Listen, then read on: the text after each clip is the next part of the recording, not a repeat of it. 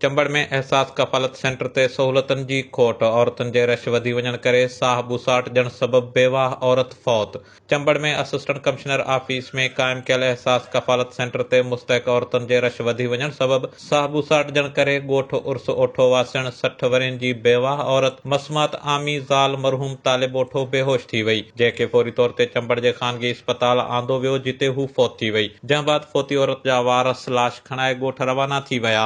इंतहाई अफ़सोसनाक ख़बर आहे चंबड़ खां, जिते असिस्टेंट कमिश्नर जे ऑफिस में कायम कयल एहसास कफालत सेंटर ते औरतुनि जे रश वधी वञण सबबि ॻोठ उर्स ओठो वासण बेवाह औरत मसमात आमी ज़ाल मरहूम तालिब ओठो साह ॿोसाटजण सबबि बेहोश थी किरी पई, जंहिंखे फौरी तौर ते चंबड़ जे ख़ानगी अस्पताल आंदो वियो, जिते हू फौत थी वई। जॾहिं त एहसास कफालत सेंटर ते आयल औरतुनि ऐं संदन वारसनि एहतजाज कंदे चयो त असिस्टेंट कमिश्नर जे ऑफिस में एहसास कफालत सेंटर कायम करण बावजूदि औरतुनि लाइ पीअण जे पाणी, वाशरूम समेत का बि सहूलत मुयसर नाहे, जंहिं जे करे मुस्तहिक औरतुनि खे सख़्त परेशानी जो मुंहुं ॾिसणो पइजी रहियो आहे। हुननि मुतालबो कंदे चयो त एहसास कफालत सेंटर चंबड़ में सहूलतूं फराहम करे परेशानी ख़त्म कई वञे।